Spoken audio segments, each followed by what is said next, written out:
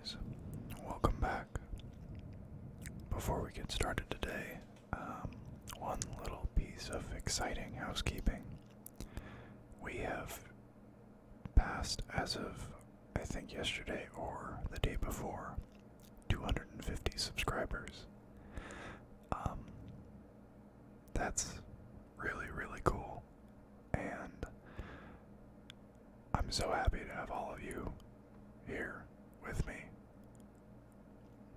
But that's boring. You came here to hear about Hive Fleet Leviathan. At the close of the 41st millennium, the largest and the greatest of the Tyranid Hive fleets descended upon the galaxy. The Hive mind had learned well the lessons of its earlier invasions, and this new fleet, Leviathan, employed these teachings to the detriment of all other life it encountered. Once again, it was Inquisitor Kryptmann who alerted the High Lords of Terra to the new Tyranid Hive fleet, one of terrible size that he named Leviathan. Where the other Hive fleets had attacked the eastern fringe, striking the galaxy edge-on as they emerged from the intergalactic void, this new Hive fleet appeared to have skirted the galactic rim and was now attacking upwards through the galactic plane. As with Kraken before, Leviathan did not focus its forces into a single killer blow, but attacked across a broad front. Leviathan's tendrils stretched across the segmentums Ultima, Tempestus, and even Solar. By the time Inquisitor Kryptmann could raise the alarm, Leviathan had already advanced far, and the shadow in the warp that heralded its coming had orphaned dozens of worlds. The worlds of Valador and Saint Capelline had already been lost. The Forge world of Griffin IV, home of the mighty War Griffin's Titan Legion, had fallen ominously silent, and the Agri world of Tarsus Ultra was embroiled in a bloody battle for survival. The morale of the Imperium's forces began to plunge as more worlds were consumed, and with every planet devoured, Leviathan grew stronger. A drastic measure. With a grim finality, Inquisitor Kryptmann ordered that a galactic cordon be established. His plan was that a band of worlds should be evacuated across the path of Leviathan's main advance, with many of them razed to the ground in order to deny the Hive fleet any further raw materials for its ships. This would slow its advance long enough for battle fleets Solar and Tempestus to muster. Any worlds already under invasion within the bounds of this cordon were to undergo exterminatus, just at the point when the Tyranids descended to feed upon the doomed populace. Kryptmann theorized that, using this method, the swarms would expend great resource to claim a world, only to have every living thing upon it reduced to ash by barrages of cyclonic torpedoes and virus bombs. With one stark and callous decision, Kryptmann had condemned billions of souls to extermination. To this day, it remains the single largest act of genocide ever inflicted upon the Imperium by its own forces since the Horus Heresy. Kryptmann's decision to abandon hundreds of Imperial worlds in the face of the alien advance was met by howls of outrage by his peers. His butcher's bill was deemed intolerable, and many influential inquisitors called for Kryptmann to be declared excommunicat traitoris. when dozens of the cleansed worlds were claimed by the ever-expanding orcs of Octarius. Kryptmann's detractors cursed him for a radical, a traitor, and a fool. A Carta Extremis was issued, stripping Kryptmann of his title and forcing him into exile as a criminal of the worst kind. However, the fact remained that the inexorable advance of Leviathan had slowed to a crawl. Kryptmann had bought the Imperium time, that most valuable of commodities, at the expense of 100 worlds. He had resolved that the many lives he had to sacrifice would not be lost in vain, and had put into action a plan aimed not merely at slowing the advance of Hive Fleet Leviathan, but at dealing it a fatal blow. Kryptmann's Gambit. Despite being cast out of the Inquisition, Kryptmann could not abandon his fight against the hive mind. As Leviathan continued to spread its tendrils into the Imperium, he took it upon himself to harness the power of the Swarm. The former Inquisitor claimed that he could not only defeat Leviathan, but in doing so, he could rid the Imperium of the galaxy's native enemies. Though many of his few remaining allies labeled him a reckless menace, it could not be denied that he understood the Tyranids as no other did. But, as the Imperium would learn, understanding an enemy such as the Tyranids and controlling it are two equally impossible things. Determined to prove his theories right, Kryptmann planned to use a tendril of Leviathan to eliminate the Orc Empire of Octarius. The Imperium had long been embroiled in an ever-escalating war against the Orcs in this region of space, and despite huge influxes of reinforcements, resources that Kryptmann deemed would have been better served fighting the Tyranids, the Orcs were dominating the war.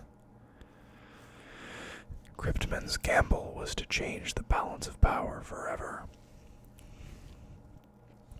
Enlisting aid from a squad of Deathwatch Space Marines who still had faith in him, Kryptmann captured a live brood of Gene Stealers and then loaded them onto Perdition's Flame, a space hulk that had emerged from warp space ahead of the approaching Hive fleet. As the Tyranids awoke from stasis, Kryptmann destroyed the moon of Geist, and in doing so diverted the Hulk's trajectory towards the Orcs. Within weeks, the Tyranid infestation had spread to dozens of worlds. The hive mind had sampled a new feeding ground, and in response, a tendril of Leviathan veered towards Octarius. At first, it appeared that Kryptmann's gamble had succeeded. As Tyranids and Orcs fought an endless war across the sector, the Imperium was content to let the alien forces wipe each other out. However, both Orcs and Tyranids are races that thrive on war. Greenskins flocked to join the fight from light years around, and every Orc devoured provided yet more biomass to feed the growing Tyranid swarm. It soon became apparent that Kryptmann had only delayed the inevitable, for whichever aliens emerged from the conflict as victors would do so stronger than ever before.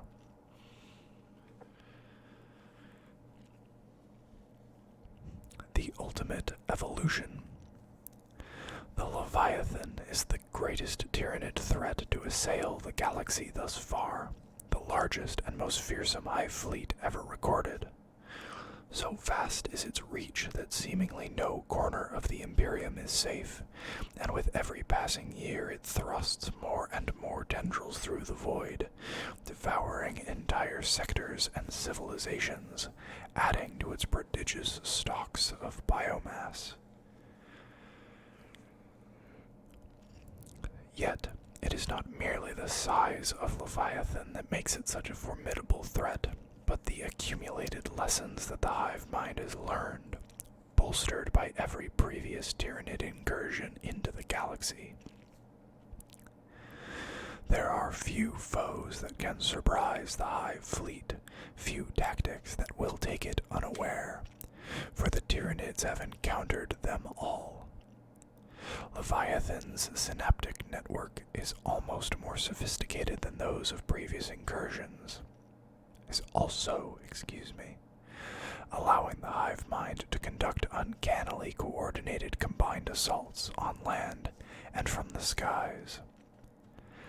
Attacking simultaneously on all fronts with every organic tool at the hive mind's disposal, Leviathan chokes and crushes the life from its prey before feasting on the ruined remains. The sheer scale of the advancing hive fleet poses another dilemma for its targets.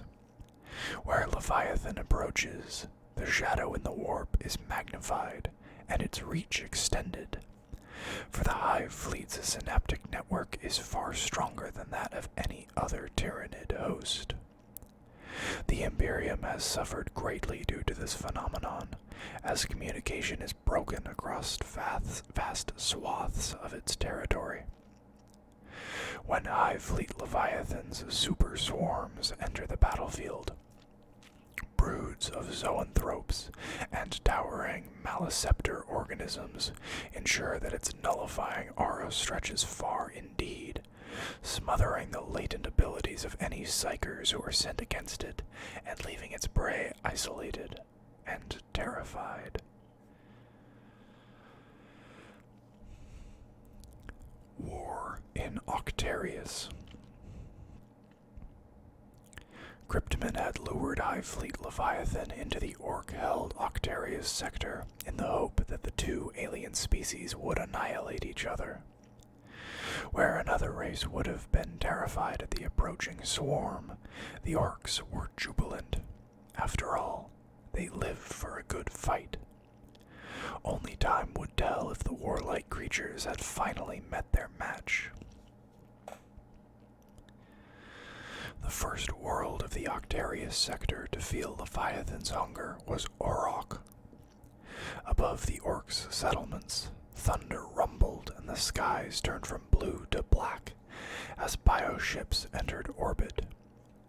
Weird boy psychers began to gibber in fear. Something was clawing at the backs of their brains, something with an infinite hunger focused upon the orcs like the eye of a starving predator. Then the storm broke. The demise of Orok.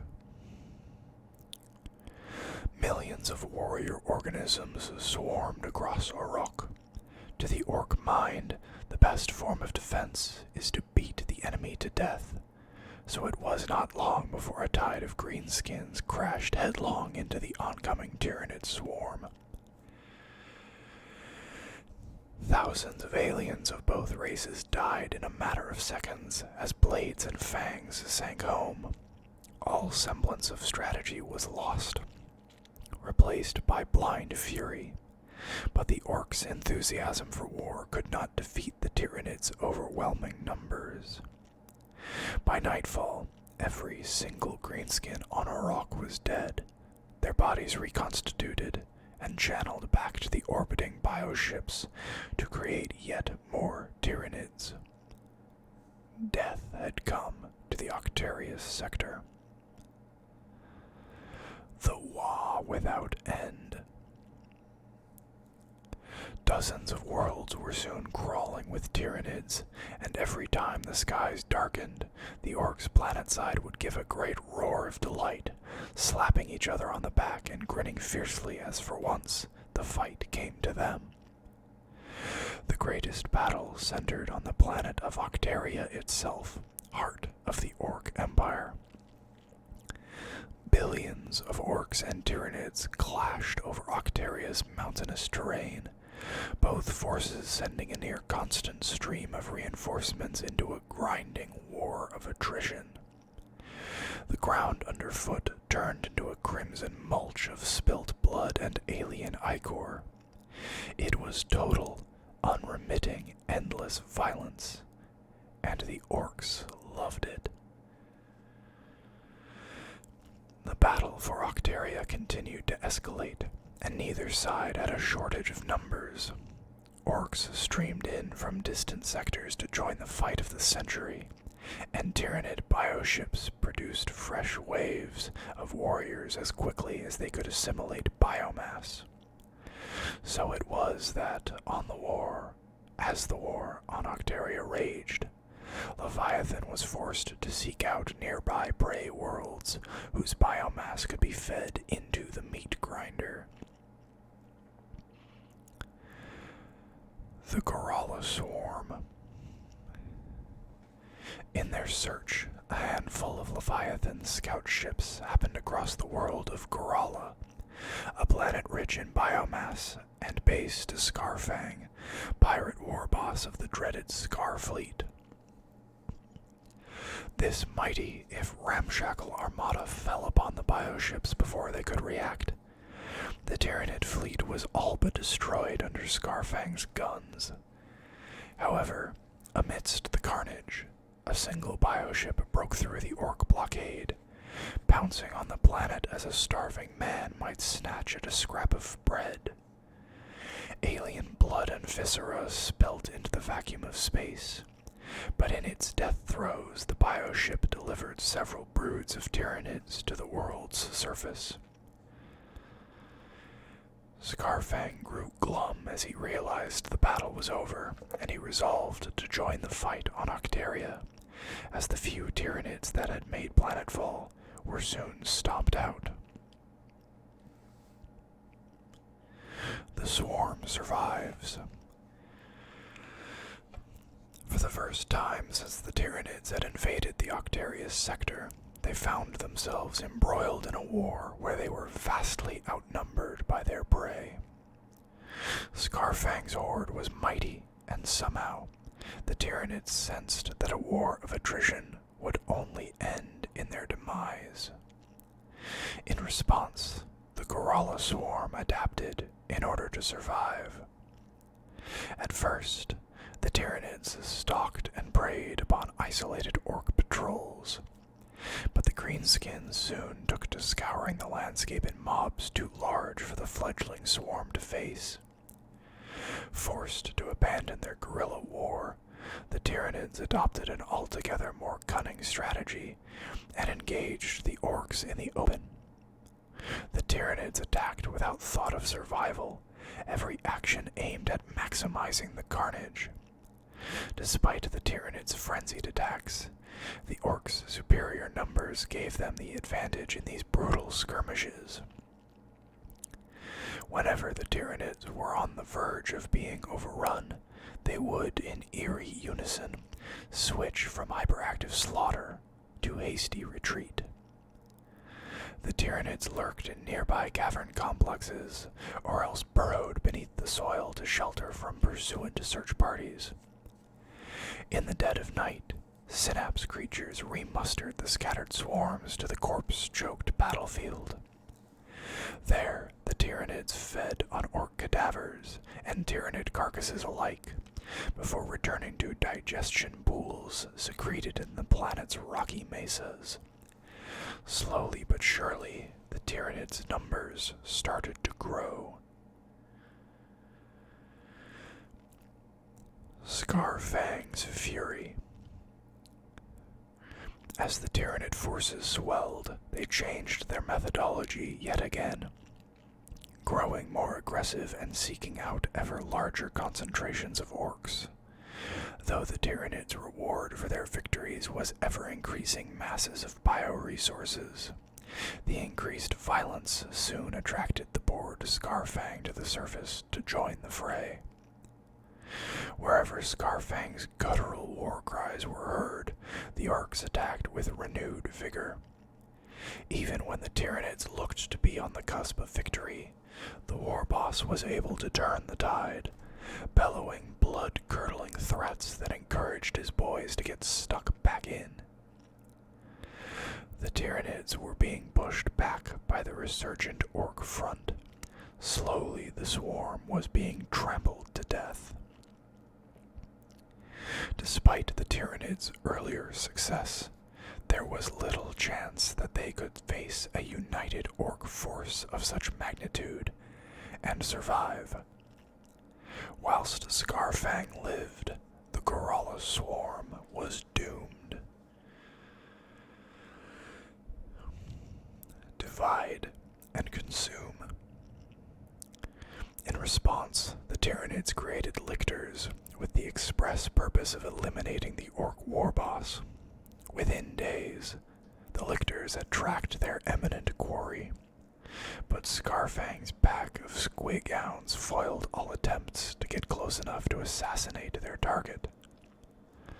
Although eternally patient, lying in wait for a chance to strike down their target was a luxury the starving swarm could ill afford. So instead, they created an opportunity. Following pheromone trails, a scuttling tide of Ormagots was thrown at the orc lines. As the orcs roused to man their rusty barricades, Tyranid warriors willed the scuttling masses to withdraw.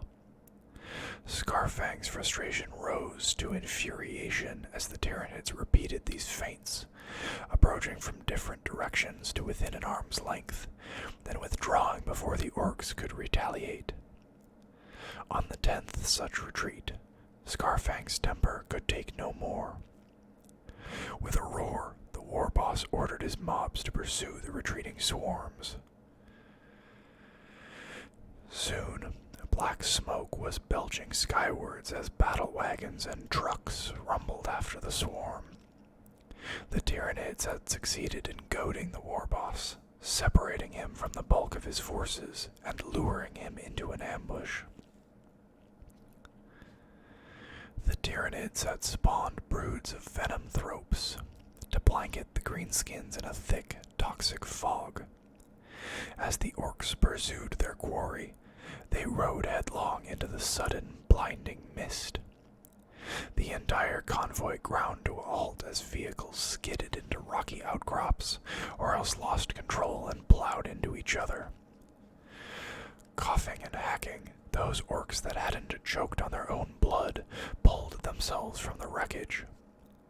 Scarfang himself stumbled across the battlefield and happened across the tentacled beasts responsible for creating the noxious cloud. As he vented his anger on the venomous creatures, the fog receded and the eviscerated corpses of orcs surrounded the war boss. Lictors had stalked through the blinding cloud and dispatched the unwary greenskins one at a time, until only Scarfang remained. The lictors closed on their true quarry, surrounding the war boss in deathly silence. Revving his chain blade into life, Scarfang charged the nearest with a roar of defiance. He managed 2 steps before a dozen mantis-like claws pierced his form and tore him asunder. With Scarfang dead, it was not long before vying orc bosses started fighting amongst themselves to fill the power vacuum. The orcs were soon divided, and the disparate bands became easy prey to the united Tyranid swarm. Each was isolated and destroyed in quick succession, and within days, the orcs on Goralla had been slaughtered like cattle. The Tyranids gorged themselves on their flesh. "This ain't no stinking scrap against puny kids that run and hide behind walls when the killing starts. This is proper fighting." Pirate war boss Scarfang, who I guess was kind of a combination between some sort of Cockney British and Australian. I can't do the orc accents, I'm sorry about that. The swarm reborn. From the digested remains of Goralla, the swarm created new bioships and set forth to rejoin the Hive fleet at Octaria, the biomass it had consumed destined to fuel the next phase of planetary invasion.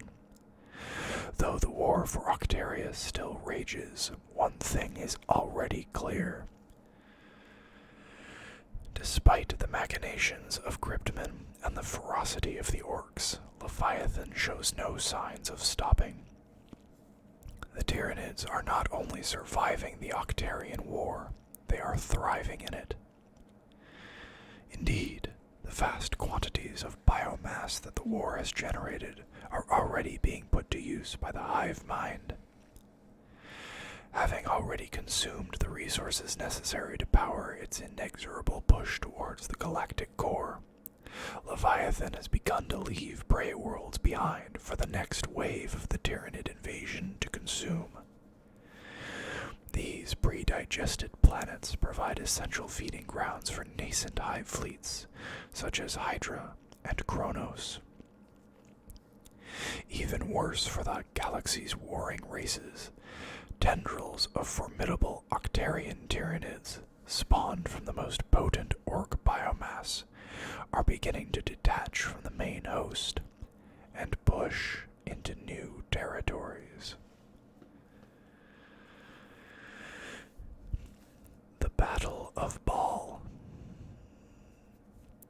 In the final days of the 41st millennium, the largest tendril of Hive fleet Leviathan ever recorded descended upon Baal, home of the Blood Angels Space Marines, and its twin moons of Baal Prime and Baal Secundus.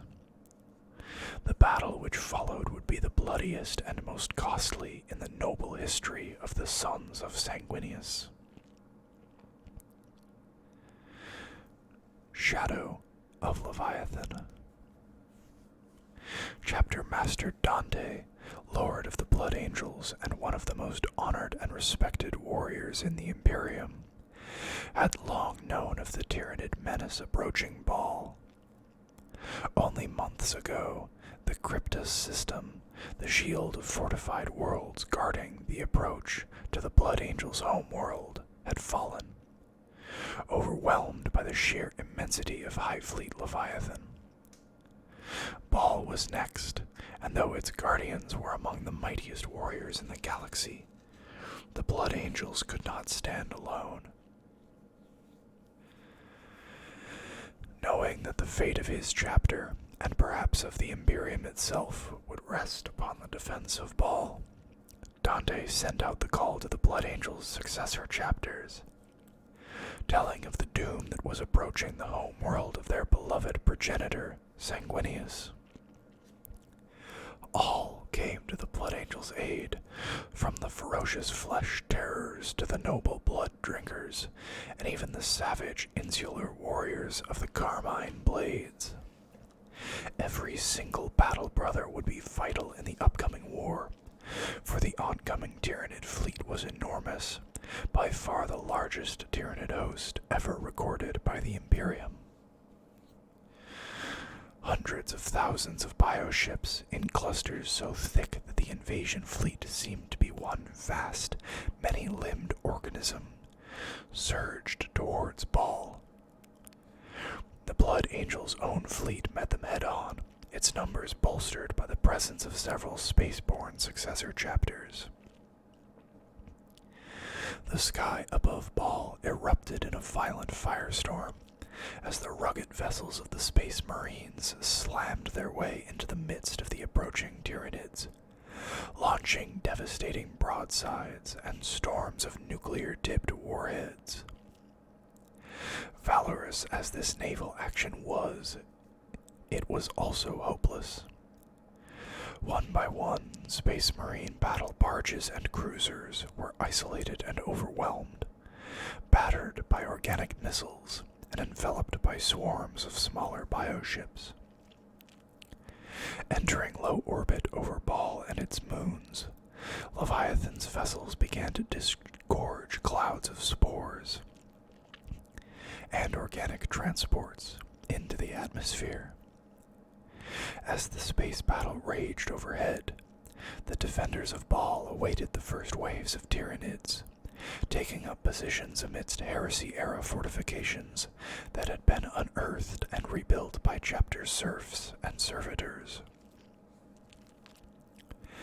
Baal and its twin moons had been transformed into killing fields, dotted with artillery redoubts, mine-laced choke points, and crisscrossing fire zones. Against the swarm. The first few Tyranid swarms to make planetfall were obliterated by pre-ranged artillery bombardments and a blistering fusillade of bolter rounds long before they reached the defensive lines. Yet with each passing moment, more Tyrannocyte spores rained down from low orbit, their bulging flesh sacs bursting open to disgorge warrior organisms into the fray. By the 10th wave, the ground was barely visible beneath a stampede of chitin-armored bodies.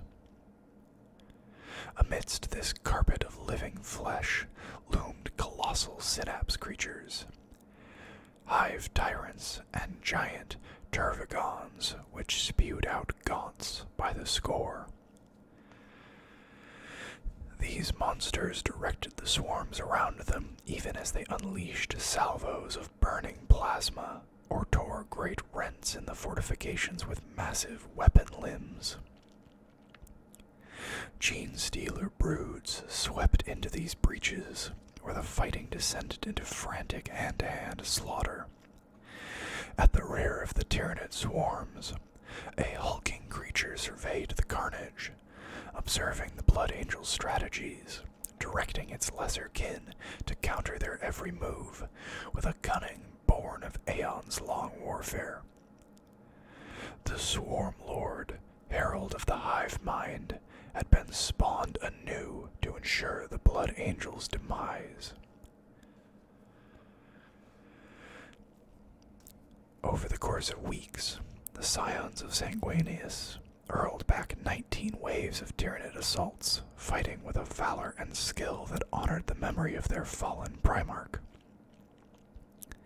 Blood drinkers fought back to back with angels and carmine, forming a circle of blades and bolters against phalanxes of advancing Tyranid warriors. Blood Angel's assault marines leapt into the heart of the enemy swarm, hunting the largest and most ferocious monsters. Amidst rad-scorched desert valleys, massed formations of tanks and artillery clashed with stampedes of charging carnifexes in a grinding, churning maelstrom of flesh and metal. As brave as the defense of Baal was, it could not last. With every Tyranid attack, more battle brothers were slain. 5 chapter masters amongst the Blood Angel's successor chapters gave their lives to hold back the surging tide. But as the bodies piled higher, it seemed such selfless sacrifice would be for naught. Baal was ready to fall. The Great Rift opens. It was at this dark hour that a fresh calamity was unleashed upon the Baal system. In a cataclysmic eruption of empiric energy, the galaxy-spanning warp storm known as the Great Rift tore open. The skies above Baal burned with etheric fire, and within the roiling depths of the immaterium, ancient, malevolent beings turned their dread gaze upon the material realm. Upon Baal Prime, the Blood Angel's successors unleashed the full measure of their hatred against the Tyranid swarms. It was as the fighting upon the moon was at its most ferocious that reality tore open, and the scent of brimstone and burning blood filled the air. With a bellowed chorus of praises to the blood god Cordon, demonic legions boiled from the widening rift.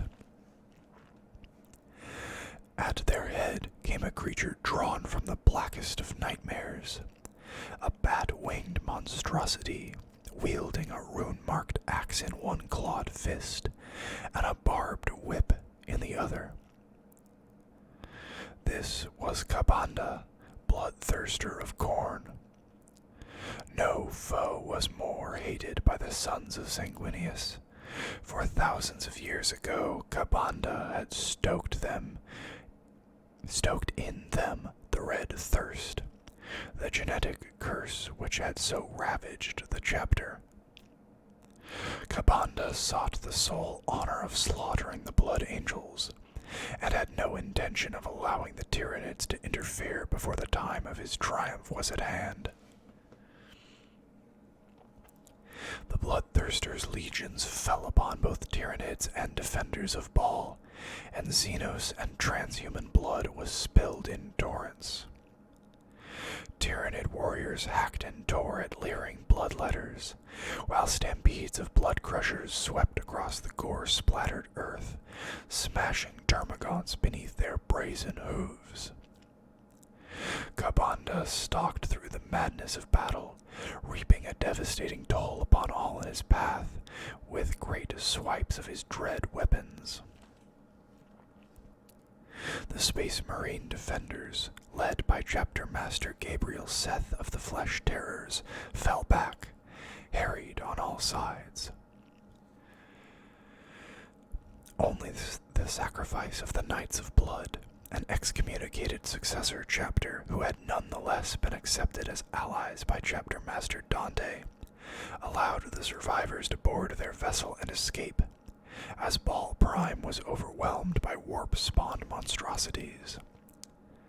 As Seth's forces retreated, they caught one last glimpse of the Knights of Blood, hurling themselves into the thick of close combat with mindless ferocity, fully enveloped by the madness of the Black Rage. In Baal's orbit, thousands of Hive Fleet Leviathan's bioships were snatched into the warp by coils of empiric energy, or swallowed by the rifts in space. Soon, only the burning remnants of gutted Hive ships remained, drawn in by Baal's graphitic pull, to rain down upon its ravaged surface. Below this raging inferno, Chapter Master Dante led his few remaining warriors in a fighting retreat to the walls of the Blood Angels' fortress monastery. Time itself was a victim of the surging empiric insanity. It seemed as if the carnage stretched on for years, as Xenos and Space Marines fought and slew, racing towards a mutual annihilation. Forward strode the Swarm Lord, entering the fray at this vital juncture, carving Space Marines apart with every slice of its jagged bone swords. Exhausted and filled with sorrow, yet defiant as ever, Dante hacked his way through the press of Xenos flesh with the Axe Mortalis, seeking the Swarm Lord's head. Under the burning sky, the two dueled, until Dante, bleeding from a dozen mortal wounds, cut the creature down. As Dante collapsed, his anguished warriors straining to reach his prone body, the tortured skies finally cleared. The storm had passed, and where before the Tyranid armada had blotted the sky, not a single Xenos vessel remained. In their place were majestic Imperial ships. Primarch Robut Guilliman, the resurrected Avenging Sun, had arrived at the head of the Indomitus Crusade. Fury of the Primarch. Now it was drop pods and Storm Raven, I'm assuming that's supposed to be Storm Raven gunships, which dotted the skies above Baal, as Guilliman and his warriors crashed down into the midst of the Tyranid swarm. Hive Fleet Leviathan's remaining ground forces still outnumbered the Space Marines, but the death of the Swarm Lord and the destruction of the Tyranid fleet left it reeling, as Hormagaunts and Termagaunts reverted to their frenzied, predatory instincts. With the Primaris Space Marines, a new breed of gen-enhanced warriors birthed from the vaults of Mars, fighting at Guilliman's side, unleashing devastatingly accurate salvos from their bolt rifles, the mighty host of Leviathan was cut to pieces. Individual clusters of organisms fled into Baal's radioactive wastes. It would take many months to hunt down and eliminate them all, but Baal had been saved. Gravely wounded, but still alive, Chapter Master Dante bent the knee before Primarch Guilliman. In Dante and the surviving Blood Angels, Guilliman recognized a noble spirit, a flickering flame kept alive from the Imperium's glorious past. His gift to them was mighty indeed. Formations of Primaris Space Marines with which to bolster their devastated ranks, derived from the bloodline of Sanguinius. Of Hive Fleet Leviathan's bioships there was no sign. Upon Baal Prime not a scrap of life remained. The demons had vanished into the warp, leaving behind an ominous warning. Mountains of Tyranid skulls piled impossibly high. These ziggurats formed the reviled symbol of Kabanda, a grim message to his eternal nemeses. For now, the menace of Leviathan had been defeated, but the trials of the Blood Angels were far from over.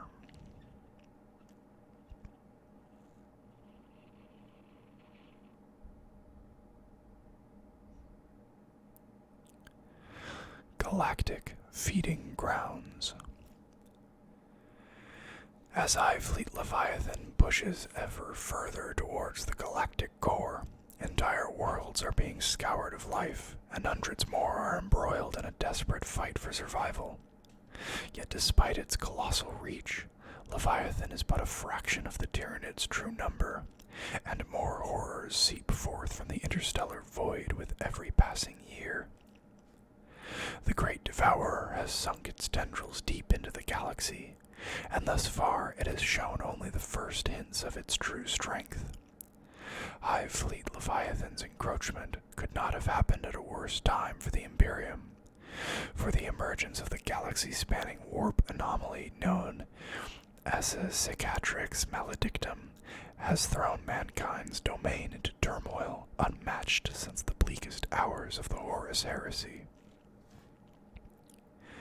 The war fleets of chaos pour forth on every front, and thousands upon thousands of worlds have already been lost, burned, or fallen eerily silent. Yet the Imperium can ill afford to leave its back unguarded against a foe as powerful as the Tyranid Hive fleets, even as it struggles to react to the impending apocalypse pressing on its every border. Robert Guilliman, Primarch of the Ultramarines and Lord Commander of the Imperium, has put his peerless tactical mind towards solving this dilemma. Several Primaris Space Marine chapters raised in the Ultima founding have been directed to the front lines of the Tyrannic Wars, specifically tasked with holding Hive Fleet Leviathan at bay and, if possible, exterminating it entirely. Meanwhile, the military juggernaut of the Imperium's armed forces ramps up its own production, deploying fresh regiments of infantry and thundering tank battalions into the grinding horror of the front lines. The Imperium of Man will not submit to the great devourer without a fight. Fresh horrors. The rate at which new Hive fleets are identified has increased dramatically in recent years and shows no sign of slowing, despite the warp turbulence ravaging the galaxy. As fast as the races of the galaxy can raise new armies to combat the Great Devourer, fresh nightmares emerge from the inky depths of the intergalactic void. Hive Fleet Scitalis winds its way into the eastern fringe, embedding itself deep into sectors held by the Tau Empire. Hive Fleet Arachne has found itself embroiled in a long war against the Necrons of the Novok dynasty, as it attempts to consume and despoil planets that the Overlords have long claimed as their own. Hive Fleet Garmer and Ladon are drifting towards the borders of Imperial territory, devouring the ravaged death worlds of the Vultus sector and consuming vast quantities of monstrous fauna in the process. Ever-emerging threats. Unfortunately for the Imperium and the other races of the galaxy, it is not only Leviathan that is assailing their realms. New Hive fleets are even now beginning to emerge from their cold sleep through the intergalactic void.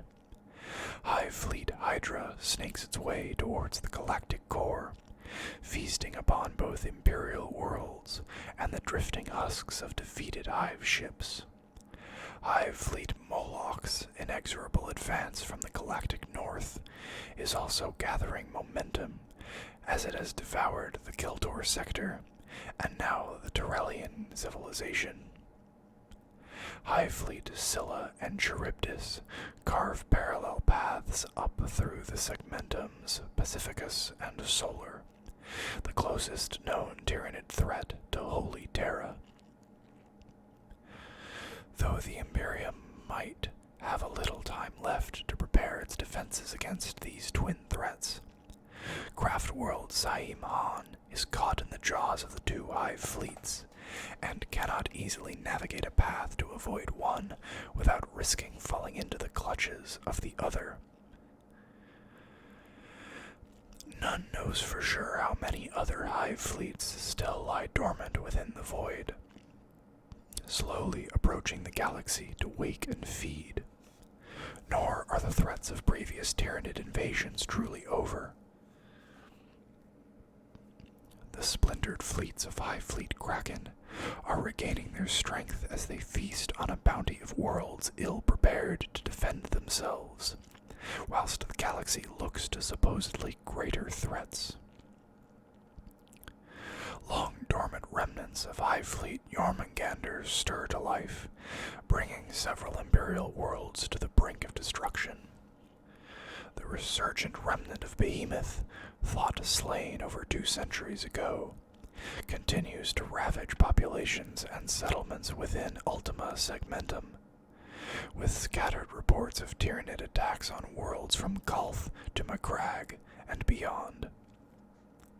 Worse still, the violent breaches in reality ravaging the galaxy have devoured several splinter fleets and tendrils of larger hosts, vomiting them forth far beyond the front lines of the Imperium, in the midst of vulnerable sectors.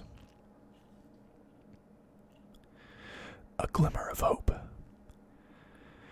However, as the ongoing Octarian War is proving, the Tyranids are encountering ever greater levels of resistance from their prey, whilst the Imperium reinforces whole star systems, raising thousands of Imperial Guard regiments and dozens of Space Marine chapters solely to combat the Tyranid threat. Several Eldari craft worlds have begun to burn entire worlds to cinder, employing ancient weapons of destruction not used in millennia.